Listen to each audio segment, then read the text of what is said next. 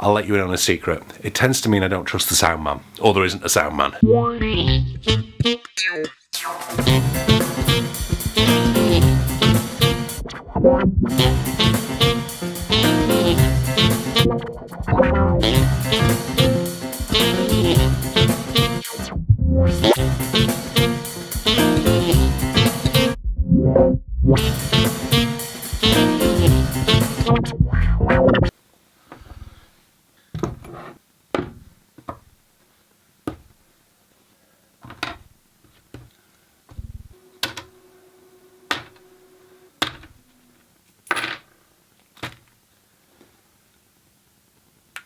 Hi there, welcome to today's vlog. Yes, we've gone back to the old intro. I just liked it, and a number of you liked it as well, and it's nice to experiment with the new one, but we're back on the old intro. This is a follow-up video for a video I did a while ago about what's in my gig bag.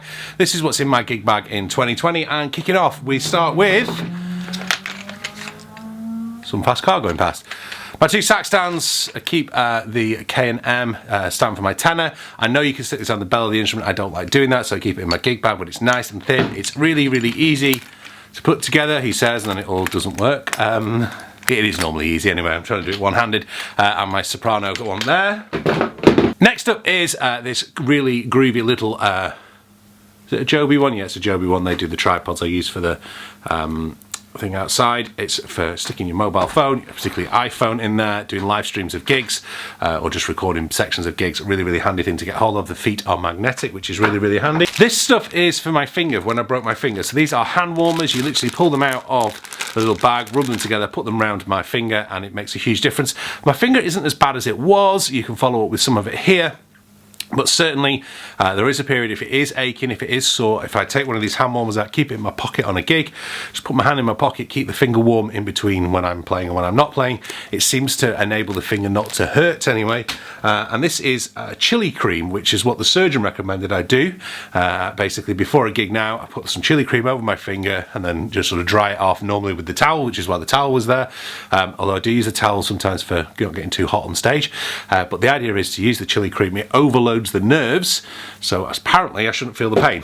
The heat pads work better. Pencil, always should carry a pencil in your bag, always useful for making notes on music when you got it. A charger that I got from a gig I went to at a conference, sorry, I went to at Facebook. I don't think this one even has any charge in it anymore, but definitely handy if your phone's going flat. Bit of spare change because you might need a pint. Spare reeds, because you might forget your reeds, or might be left duds. My Jazz Lab sax deflector. I've spoken so many times about why I keep this. I don't usually, if you see me playing this on a gig, I'll let you in on a secret. It tends to mean I don't trust the sound man, or there isn't a sound man. If I'm using this, it's because I'm not getting adequate fallback. I'm not happy with the mix, so I use this to help me. A tin whistle. This has kind of just stayed in the bag for a long time.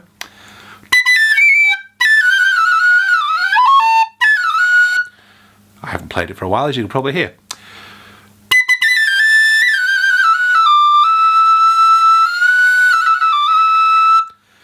Always find that really hard to play if I've just played saxophone, because you want to put much more air down it than you should do. When I lived in Northern Ireland, when I lived in Ireland, Rory, who was the keyboard player in this function band I play with, was a fantastic tin whistle player. I remember saying to him, "Where's the best tin whistles?" He says, "The best tin whistles are plastic, and they come from the USA." USB stick, because a lot of venues now, if I'm playing, they'll often have a desk. The desk will have a USB port. It's really handy if I want to get a recording of the gig, just to stick a USB key in. I can take away just the live mix, just whatever's going out of the house PA in the stereo, ask them to record that for me. Stick it on there. I've got it there. Vaseline, you got to look after your lips. You know, always, especially when it's cold, handy to have. Earplugs from the MU. I do have some proper earplugs, which I can't find, which I'm rather worried that they're not in that bag. And a towel, as I said, partly for drying my fingers off, but actually, to be brutally honest, just to cope with when you get really hot and sweaty on a gig, and keep yourself nice and dry. Because let's face it, you've got to put some effort in when you're playing saxophone. So that's what's in my gig bag in 2020. Let me know what's in your gig bag. What do you think should be in there? What's missing? I've tried to slim it down. I don't try to like carrying too much stuff, because I've had neck and back problems before from lugging too much gear around. So I try and keep what's in that bag to what I need rather than what I'd like to take. And I pretty much use most of that stuff on every single gig I play.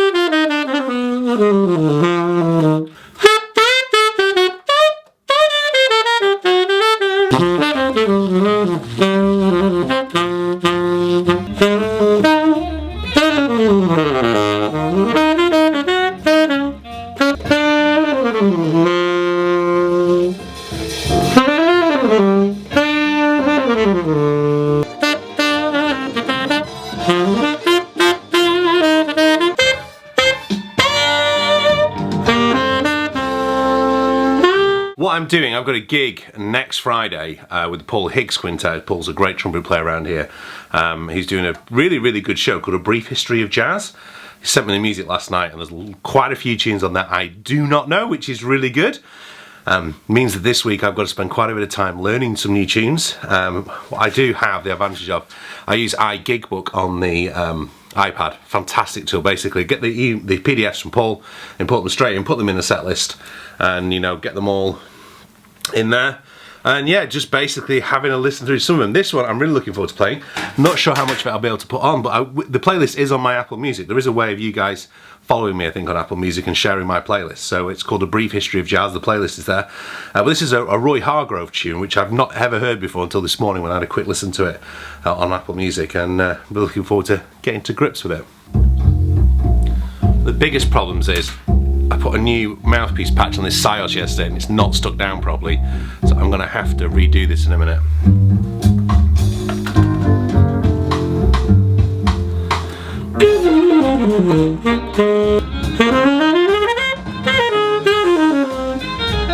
Often the biggest problem with most things that never really stick properly is that you don't get the surface clean enough initially. So I'm trying to get this absolutely clean and dry, and then I'll stick another patch on in a second.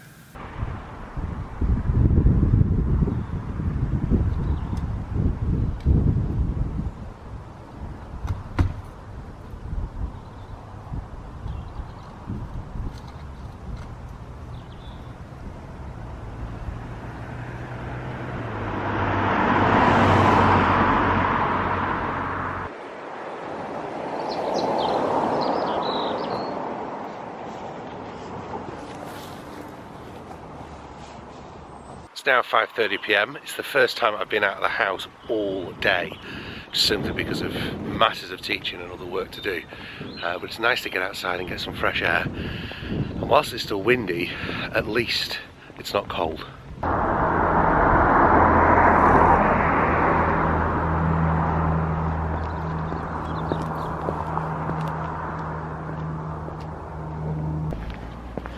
I'll certainly miss aspects of living this far out in the countryside. I mean, I'm not moving that far away from here.